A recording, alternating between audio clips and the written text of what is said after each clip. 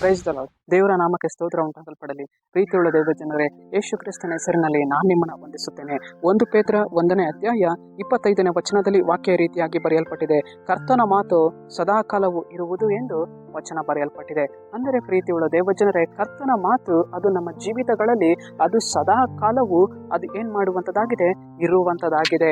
ಆದರೆ ಮನುಷ್ಯರು ಅವರು ಏನಾಗಿದ್ದಾರೆ, ಒಣಗಿ ಹೋಗುವಂತವರು, ಹಡವಿಯ ಹೂವಿನಂತೆ ಅವರು ಬಾಡಿ ಹೋಗುವಂತವರು ಅವರಾಗಿದ್ದಾರೆ. ಪ್ರೀತಿಯುಳ್ಳ ದೇವಜನರೇ, ಮನುಷ್ಯನು ನಮ್ಮ ಜೀವಿತಗಳಲ್ಲಿ ಒಂದು ವಾಗ್ದಾನವನ್ನ ಮಾಡ್ತಾನೆ, ಒಂದು ಮಾತನಾಡ್ತಾನೆ. ಆ ಮಾತು ಅದು ಏನಾಗಿದೆ, ಒಣಗಿ ಹೋಗುವಂತ ಒಂದು ಮಾತಾಗಿದೆ, ಅದು ಸೊರಗಿ ಹೋಗುವಂತ ಮಾತಾಗಿದೆ.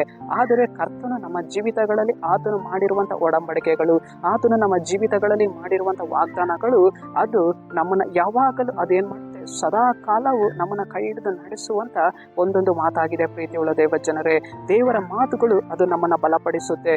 ದೇವರ ಮಾತುಗಳು ಸದಾ ಕಾಲವು ನಮ್ಮನ್ನ ಅದು ಅಂಟಿಕೊಂಡು ಇರುವಂತದಾಗಿದೆ. ದೇವರ ಮಾತುಗಳು ಅದೇನಾಗಿದೆ, ನಮ್ಮ ಕಾಲಿಗೆ ದೀಪವಾಗಿದೆ, ನಮ್ಮ ಕಾಲಿಗೆ ಅದೇನಾಗಿದೆ, ಬೆಳಕಾಗಿದೆ. ನಾವು ಕತ್ತಲೆಯ ಮಾರ್ಗದಲ್ಲಿ ನಡೆಯುವಾಗ, ಶೋಧನೆಯ ಮಾರ್ಗದಲ್ಲಿ ನಡೆಯುವಾಗ ಕರ್ತನ ಮಾತುಗಳು ಅದು ನಮ್ಮನ್ನ ಬಲಪಡಿಸುವಂತದಾಗಿದೆ.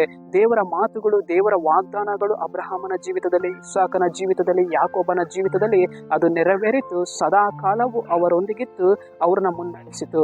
ಅದೇ ರೀತಿಯಾಗಿ ನಮ್ಮ ಜೀವಿತದಲ್ಲಿ ಕೂಡ ದೇವರ ಮಾತುಗಳು ಸದಾ ಕಾಲವು ನಮ್ಮೊಂದಿಗಿದ್ದು ನಮ್ಮನ್ನ ಏನ್ ಮಾಡುವಂತದಾಗಿದೆ, ಮುಂದೆ ತೆಗೆದುಕೊಂಡು ಹೋಗುವಂತದಾಗಿದೆ, ನಮ್ಮನ್ನ ಮುಂದೆ ಬಲಪಡಿಸುವಂತದಾಗಿದೆ.